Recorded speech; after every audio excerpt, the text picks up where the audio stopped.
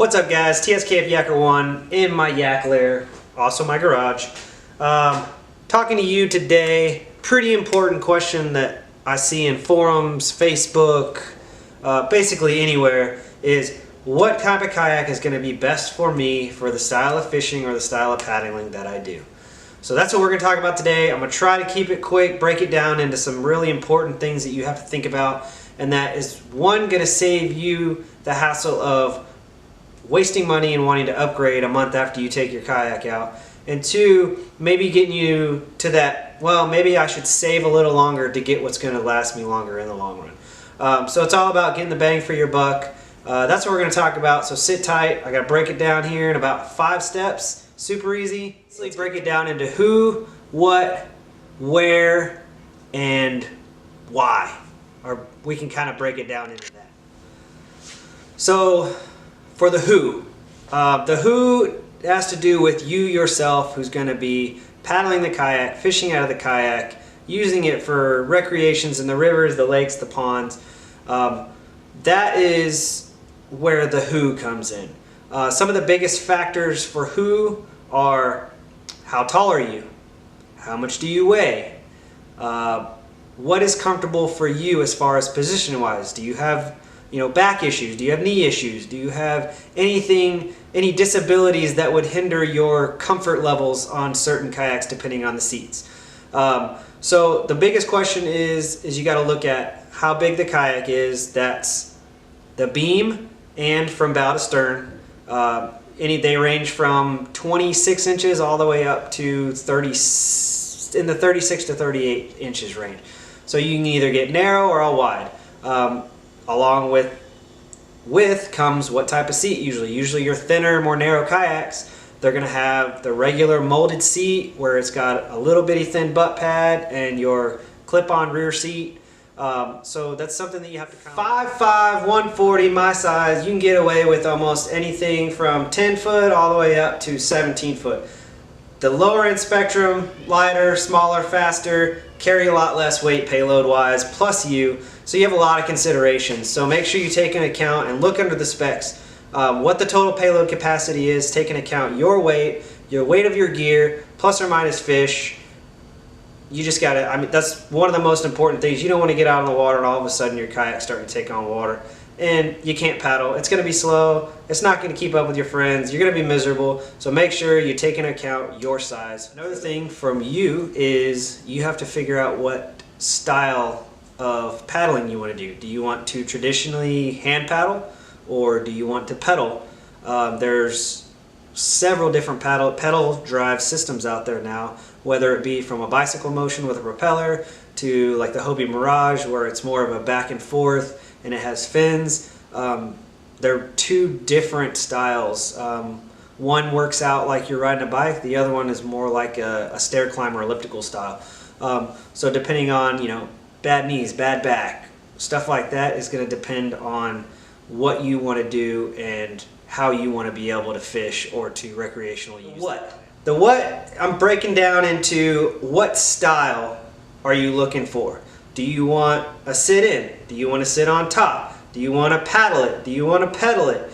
Do you want to put a trolling motor on it? They have ones that come with trolling motors built into the well. There's so many different styles and there's new styles coming out every day. Seems like every year there's 4 or 5 new companies with new designs and all that. So you need to figure out what you want to do. Do you want to paddle? Do you want to be fast? Do you want to be light? Do you want to be sleek? Do you want to be a little bit on the bigger side, like your Hobie Outbacks or your Pro Anglers or anything of the bigger size, and paddle or pedal? You never. So we've talked about who, the what. Now let's talk about where.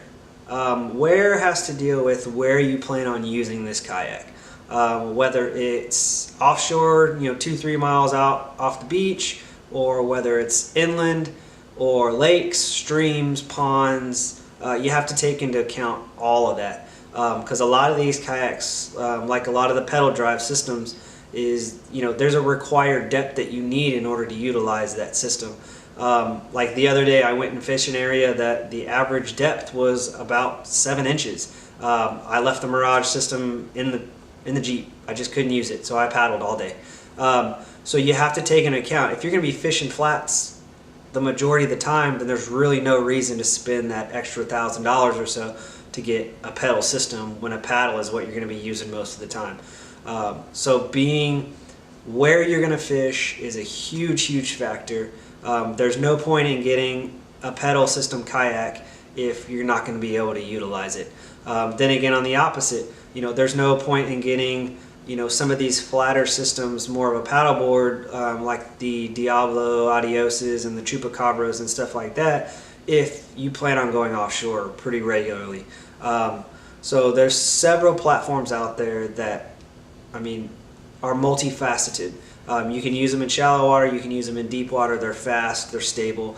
And that's one of those things where you just have to go to a demo day and put yourself in one of those kayaks. Put yourself in all of them, from cheap to high range, and see which one you like better. There's several people that love the more inexpensive kayaks, and they absolutely stand by them and will use them any day over a $2,400 Hobie. So keep in mind, you got to remember where you're going to fish, and not also where you want to fish in the future. If you strictly fish ponds, but eventually you want to start fishing bigger lakes, then you have to keep that in mind. All right, maybe I should get something that, a couple months from now is going to be a little bit faster in big water. That way I can cover more ground and I'm not stuck in a small, slow boat, whereas, you're feeling like you can't keep up with your friends, or you're just miserable. So let's talk about the how. I'm going to incorporate the how as in, how are you going to transport this kayak? A lot of people don't really think about that when they're going to buy a kayak. And I've seen it. I've seen, somebody driving a Honda Civic and they're throwing a Hobie PA on top of it, which is one of the bigger, heavier kayaks on the market. And it's just, it's funny, but it's doable, but it's miserable on the body, especially if, you're getting a launch site by yourself and you have to worry about getting it off without scratching your car, without dropping the kayak, without hurting your back, stuff like that. So if you have a truck, SUV, anything like that that has the ability to have a roof rack or a rear back, or put the bed extender on the back, then you can pretty much cover the whole spectrum of kayaks. But if you're on the smaller crossover SUVs and stuff like that, you have to think about it. Am I willing to get a trailer or make a trailer that has the ability to carry this kayak, just so that I can have the kayak that I want? I drive a Jeep, and it's actually, I got a great deal on a trailer that I use. I paid a 6-pack of beer for it, and then I tore it all down and built it up the way that I use it now. So that's one of the things that a lot of people don't really think about, but it's very important, is how I'm going to transport.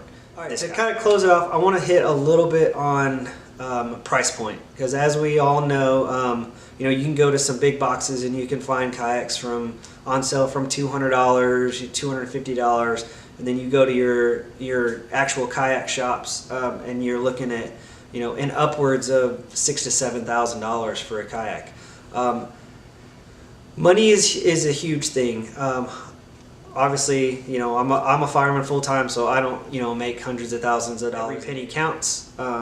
So you just got to think about what is in my price range and what is reasonable for me to spend on something. How often are you going to use it? Are you going to spend $4,000 and use it twice a year? Or, you're going to be like me, where I fish at least once a month during the off season, and tournament season during the offshore summer months, I try to at least get down there 2 to 3 times a month, if not while I'm not fishing tournaments. So you just got to think about, is my money that I'm putting into it worth the reward in the end? Is not going to just sit in my garage or sit on the side of the house, collecting dust or warping in the sun or whatever it may be. So price point is huge. Don't just go out and think you have to spend $3,000, to be comfortable, be fast or whatever on the water. You need to be practical with it too. Alright guys, that wraps up this down and dirty of kind of the top major points to think about when you're looking for a kayak and going to buy or getting into kayak fishing.